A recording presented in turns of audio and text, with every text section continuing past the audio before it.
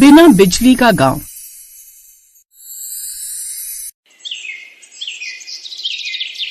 बंसीपुर नाम का एक गांव था जहां साल भर से मौसम के खराब होने के कारण बिजली नहीं आती थी। बंसीपुर गांव कभी उजाले के नाम से जाना जाता था, पर आज उस गांव में चारों तरफ अंधेरा छाया हुआ था। ऐसे मानो जैसे सभी लोग बरसों पुराने बिना बिजली के जमाने में जी रहे थे। ऐसे ही एक दिन गांव की सारी औरतें कुएं पर से पानी लाकर अपनी सारी जरूरत को पूरा करती थी। ऐसे ही एक दिन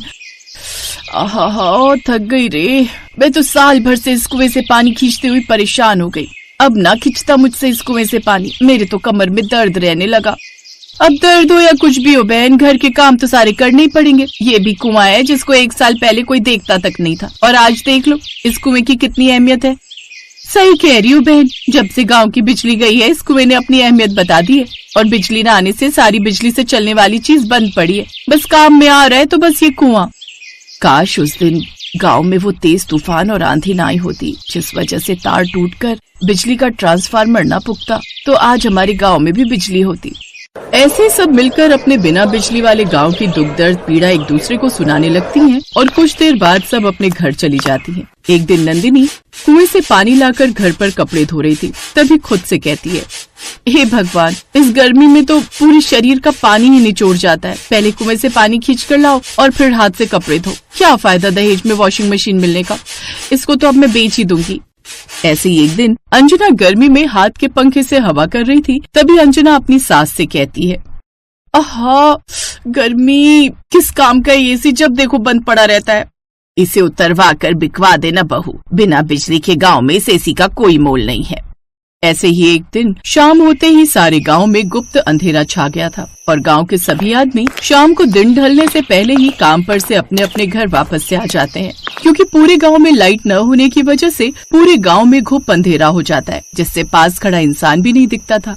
तभी रात को सुनील अपनी पत्नी से कहता है, माला, अंधेरा काफी हो गया और पास के सभी लोगों के भी दरवाजे बंद हो गए, तुम भी घर का दरवाजा लगा दो, मैं ऊपर छत पर बिस्तर कर लेता हूँ।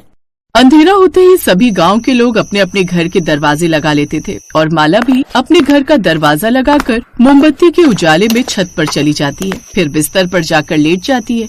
जैसे ही माला की आंख लगती है तभी माला को अपने घर के दरवाजे के बजने की आवाज आती है। उसी वक्त माला अपने पति सुनील को जगाकर कहती है, अजीब, इतनी रात को हमारे घर पर कौन आया होगा? मैं देख कर आता हूँ। इतने में पड़ोस में छत पर लेटा हुआ एक आदमी कहता है, अरे सुनील भैया, रात को इस वक्त दरवाजा बिल्कुल मत खोलना, ये कोई डाकू या चोर होगा। रात को अब हमारे गांव में चोर लुटेरे भी आने लगे हैं। पड़ोसी की बात सुनकर सुनील दरवाजा खोलने के लिए नहीं जाता है। अब गांव में बिजली न होने के कारण रात के अंधेरे में 4 लुटेरों की भी आने की दहशत लोगों में फैल गई। फिर सारी रात सभी लोगों की चोर डाकू की दहशत में गुजरी। फिर एक दिन दोपहर को गांव के सारी औरतें पेड़ के नीचे बैठकर आपस में वार्तालाप कर रही थी। तभी अंजना की सास कहती है, मुझे नहीं लगता बहन अब कभी हम लोगों को बिजली नसीब होगी। धीरे धीरे आज 2 साल होने को जा रहे हैं लाइट आने की उम्मीद में, पर मुझे नहीं लगता अब कभी लाइट आएगी हमारे गांव में। अरे माँ जी, लाइट से याद आया, मैंने स्कूल में सोलर सिस्टम के बारे में पढ़ा था, उसे हम बिजली की तरह इस्तेमाल कर सकते हैं। कैसे बहू? माँ जी, ये सोलर एनर्जी यानी कि सूर्य की ऊर्जा, इसका इस्तेमाल करने से हमारे आसपास का एनवायरनमेंट अच्छा होता है, जिससे पर्यावरण को भी कोई हानि नहीं होती है। इससे हम अपनी लाइट की जरूरतों को भी पूरा कर सकते हैं। अगर कोई ऐसी चीज है जिससे हम अपने घर में लाइट की सुविधा कर सकते हैं, तो तुमने हमें पहले क्यों नहीं बताया अंजना? कैसे आएगी ये सोलर एनर्जी हमारे गाँव में?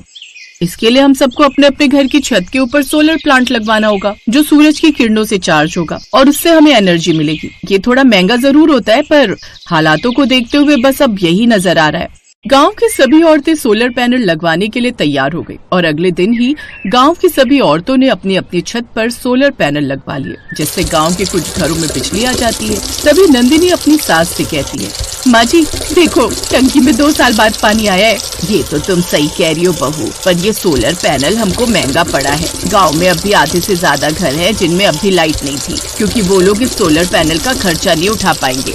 ये तो आप सही कह रही हो माँ, हमारे घर तो रोशन हो गए, पर अब भी ऐसे घर हैं जो बिना रोशनी के पड़े हैं। नंदिनी और उसकी सास ऐसे बिना रोशनी के घर की बात सुनकर उदास हो जाती है, और वहीं दूसरी तरफ कमला की लड़की पिंकी कहती है, माँ हमारे गांव में बिजली आ गई है, देखो नंदिनी आंटी के घर में लाइट चल रही है। नहीं बेटी, बिजली नहीं है, नंदिनी आंटी ने सोलर पैनल लगवाए हैं। तो हम भी पापा से बोलकर सोलर पैनल लगवा लेते हैं।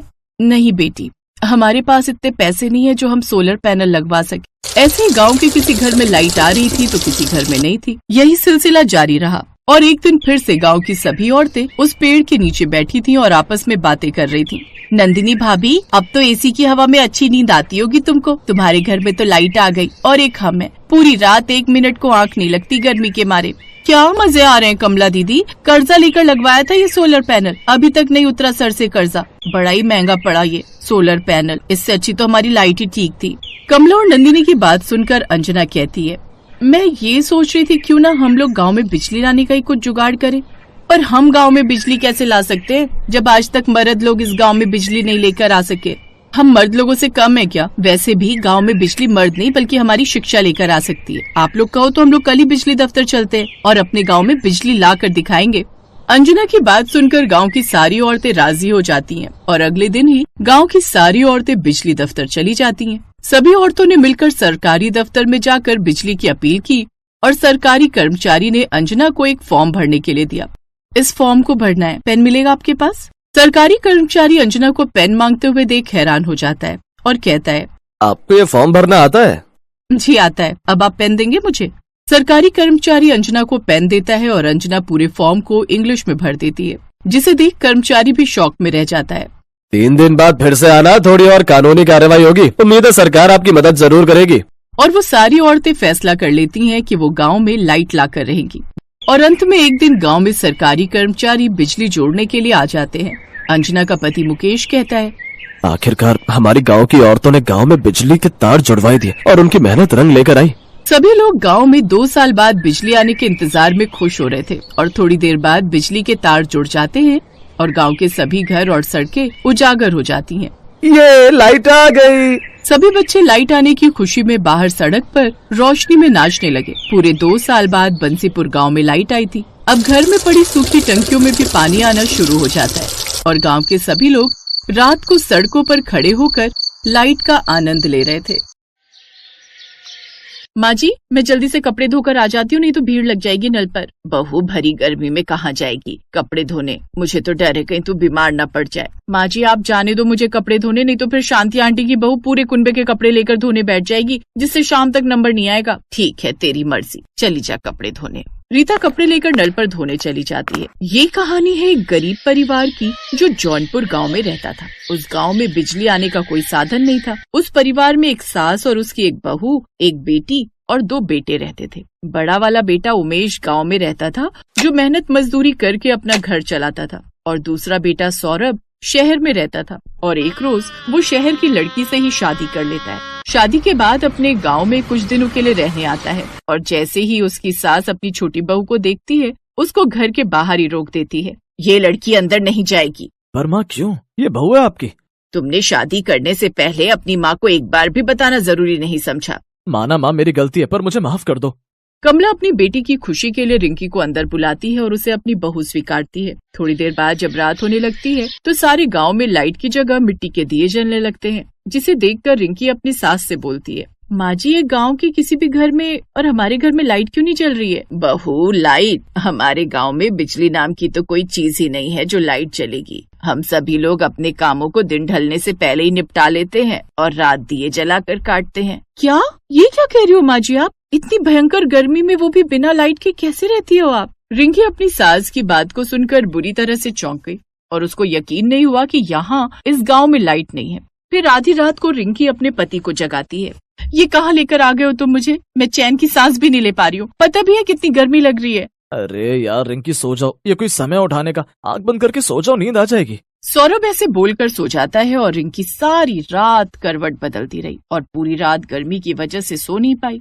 पूरा घर कैसे खर्राटे मारकर सो रहा है भरी गर्मी में। इंसान ही है ना ये सब। हे भगवान, तुमने मुझे कहाँ लाकर पटक दिया। फिर अगले दिन वो अपनी सास से कहती है, माँ जी, मैं सारी रात नहीं सो पाई हूँ इस गर्मी में। अब तो नहाकर ही ठंडक मिलेगी मुझे। माँ जी, पानी कहाँ पर रखा है? नहाने जाना है मुझे। छोटी बहू, अगर तुमको नहाना है तो हैंडपंप के नल से पानी खींच कर ले आओ और नहा लो। अपनी ननद के साथ चली जाओ, हम सब भी ऐसे ही नहाते हैं। ये सुनकर रिंकी हैरान हो जाती है और मन ही मन कहती है, हे भगवान, ये कहाँ आकर फंस गई मैं। यहाँ से अच्छा तो मेरा शहर था जहाँ शावर खोलो और जितना मन करे नहाओ। थोड़ी देर बाद रिंकी नल से पानी भरकर लाती और तब आकर नहाती है। ऐसे ही धीरे धीरे रिंकी को गांव में आए हुए 3 दिन बीत गए। एक दिन रिंकी की जेठानी रीता खाना बना रही होती है और रिंकी से कहती है, सुनो देवरानी जी, जरा ये मसाला पीस कर देना। हाँ जेठानी जी, क्यों नहीं, मिक्सी कहाँ पर है?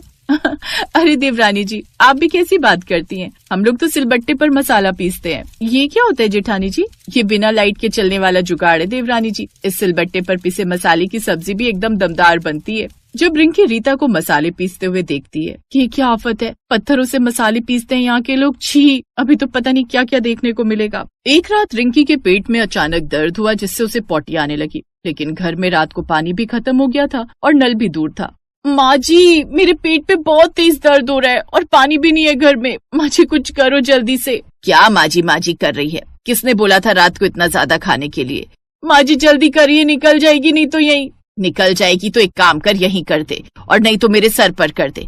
ना जाने किस आफत की पुड़िया को लेकर आए है हमारी छाती पर मूंग दलने। अरे सबर कर, पानी का इंतजाम कर रही हूँ। तभी रीता पड़ोस से पानी की बाल्टी लेकर जाती है और तब इसके बाद रिंकी पॉटी करके आती है। लेकिन इन सब से रिंकी अब काफी परेशान हो गई थी और वो अब अगले ही दिन अपना बैग पैक करने लगती है। सौरभ जी, इस गांव में बिजली न होने के कितने नुकसान है। बिजली के कारण घर में मोटर नहीं लग सकती, जिस कारण पानी लाने के लिए भी हमें बाहर हैंडपंप से पानी भरना पड़ता है। कल रात को मेरे साथ इमरजेंसी हो गई। अगर मान लो मेरी जगह कोई और बच्चा या बूढ़ा होता तो उसे भी यही सब परेशानियां झेलनी पड़ती। नहीं, मैंने तो बस अब तय कर लिया कि अब मैं इस घर में और नहीं रहूंगी। मैं जा रही हूँ यहाँ से। अब चलिए आप भी यहाँ से बहुत रह लिया, हम इस गाँव के ससुराल में जहाँ बिजली का नामो निशान नहीं है। एक एक दिन मेरा किश्तों में कट रहा है। यहाँ गर्मी के मारे जान निकल रही है, ना लाइट है, ना पानी है, ना एसी है। एसी तो बहुत दूर, एक पंखा तक नहीं है। कल दिन निकलते ही हम शहर चलेंगे। देखो रिंकी, यहाँ मेरे माँ बाबूजी हैं और मैं उनके पास कुछ दिनों के लिए रहने आया हूँ, तो मेरे लिए थोड़ा गर्मी बर्दाश्त नहीं कर सकती। अरे ये भी तो इंसान है, रह रहे ना, अगर मेरी खुशी के लिए कुछ दिन रह लोगी तो कोई पहाड़ नहीं टूट जाएगा।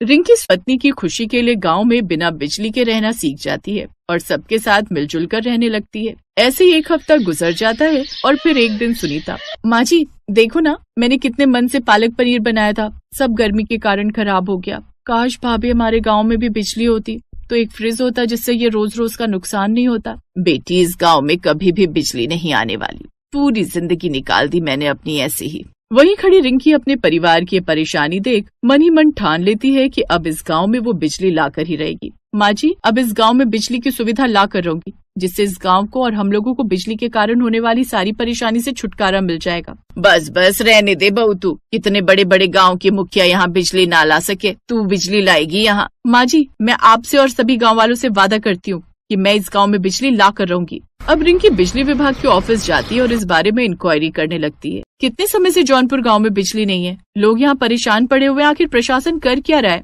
ए मैडम, प्रशासन जो मर्जी करे तो मैं इससे कहा, हमारी मर्जी नहीं देते उस गांव में बिजली, बोले क्या कर लोगी? बड़ी बदतमीज है आप। लेकिन डोंट वरी, मैं भी आपसे ऊपर के ऑफिसर के पास जाऊंगी, लेकिन जौनपुर गांव को बिजली दिलवा कर ही रहूंगी। ये कहकर रिंकी उस सरकारी दफ्तर से बाहर आने लगती है। तभी उसे वहाँ काम करने वाला गार्ड सबकी नजरों से बचते हुए बोलता है, रुकिए मैडम, जौनपुर गांव के लिए बिजली का प्रस्ताव तो सरकार की तरफ से कब का पास हो चुका है, लेकिन कुछ भ्रष्टाचारी अधिकारी हैं जो इस गांव में बिना कमीशन लिए बिजली पास ही नहीं कर रहे। पूरे 30 लाख की डिमांड है उनकी, और अब गांव के गरीब लोग इतना पैसा कहां से लाएं? लेकिन तुम्हें ये सब कैसे पता? क्योंकि मैं भी उसी गांव में रहता था, लेकिन बिजली न होने के कारण मेरे छोटे छोटे पोता पोती को काफी दिक्कत होने लगी थी, जिस कारण मुझे मजबूरी में वो गांव छोड़ना पड़ा। और यहाँ नौकरी करते हुए मुझे पता चला कि गांव तक बिजली न पहुंचने का असली कारण भ्रष्टाचारी लोग हैं। ओह, तो ये बात है। इसका मतलब भ्रष्टाचारी लोग जौनपुर गांव और बिजली के बीच रोड़ा बने हुए हैं। लेकिन अब मुझे उस रोड़े को बीच से हटाना ही होगा। आपको मेरा एक काम करना होगा। क्या आप मुझे उस अधिकारी से मिलवा सकते हैं? हाँ बिटिया, अपने गाँव की भलाई के लिए मैं कुछ भी करूँगा। रामदीन यानी कि वो गार्ड रिंकी को उस अधिकारी से मिलवा देता है। ओ, तो आप कानपुर गांव को बिजली दिलवाना चाहती हैं? ठीक है, मिल जाएगी, लेकिन इसके लिए आपको पूरे 30 लाख रुपए देने होंगे। बोलो, दे पाओगी इतनी कीमत? लेकिन ये तो साफ साफ तुम घूस मांग रहे हो। एक सरकारी अधिकारी को ये सब शोभा नहीं देता। ए ज्ञान की देवी, हमें तेरा ज्ञान नहीं सुनना। अगर देना ही चाहती है तो रिश्वत दो हमें, वो भी पूरे 30 लाख रुपए। रिंकी ने उसकी ये सब बातें अपने फोन में रिकॉर्ड कर ली थी। अब वो सीधा पुलिस के पास जाती है और उसे जेल में डलवा देती है। अब ये बात मीडिया में आग की तरह फैल जाती है, जिसके बाद जौनपुर में जल्दी से सरकार की तरफ से बिजली पहुंचा दी जाती है। रिंकी ने जैसा बोला था वैसा ही कर दिखाया। उसकी शिक्षा और ज्ञानता के कारण अब उस दिन से पूरे जौनपुर गांव में बिजली आ जाती। Best buddies hello friends, Thanks for watching this video. अगर आपको ये वीडियो पसंद आया है तो प्लीज लाइक, सब्सक्राइब, कमेंट्स करें इस वीडियो पर और हाँ, शेयर करना भी ना भूलें। और भी मजेदार वीडियो देखने के लिए नीचे दिए गए बेल आइकॉन को दबाएं। देखते रहिए बेस्ट बडीज।